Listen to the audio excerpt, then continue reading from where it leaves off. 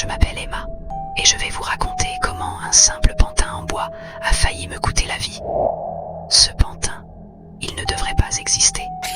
Et si jamais vous en croisez un, brûlez-le avant qu'il ne soit trop tard.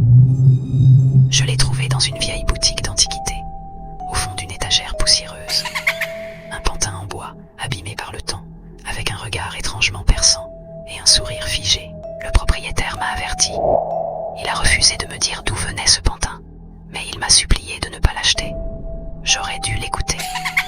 Je l'ai ramené chez moi, et tout a commencé le premier soir. Il était là, assis dans mon salon, immobile. Mais quelque chose dans la manière dont il me regardait. C'était comme si ses yeux suivaient chacun de mes mouvements. Je me suis dit que c'était impossible.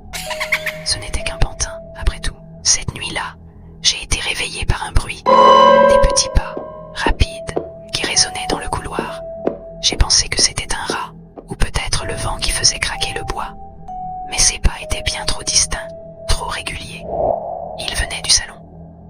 Quand je suis entrée dans le salon, il était toujours là, assis sur la chaise. Mais sa tête, elle était tournée. Avant de me coucher, elle faisait face au mur. Maintenant, elle me regardait. Ses yeux, je jure qu'ils brillaient dans l'obscurité. Je me suis approchée, le cœur battant à tout rompre. J'ai pris une grande inspiration et j'ai tourné la tête du pantin pour qu'il regarde à nouveau le mur. Mais c'est à ce moment-là que je l'ai entendu. Un rire faible, distant, mais distinct. Je n'étais pas seule. Je suis partie vérifier toutes les pièces de la maison, pensant que quelqu'un s'était introduit chez moi. Mais il n'y avait personne.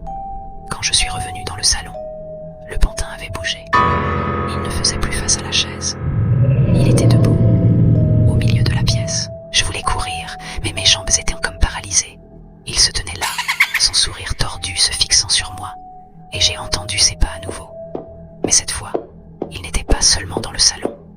Ils étaient tout autour de la maison, résonnant dans chaque mur, chaque pièce. C'était comme s'ils n'étaient plus seuls.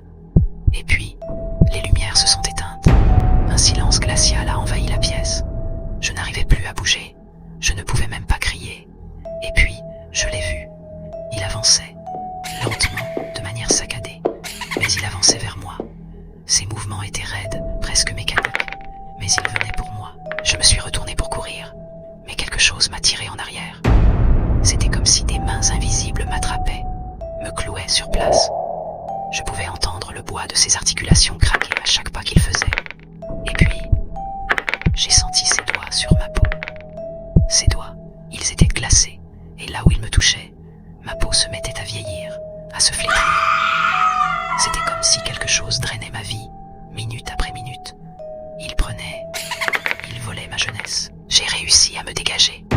Je ne sais pas comment, mais je me suis échappée. Je suis sortie de la maison en courant, sans me retourner. Mais même de l'autre côté de la rue, j'entendais encore ce rire sinistre qui semblait me suivre. Je ne sais pas ce qu'il est, ni comment il est venu dans ma vie. Mais une chose est sûre, il ne m'a pas oublié. Je peux sentir sa présence, même maintenant.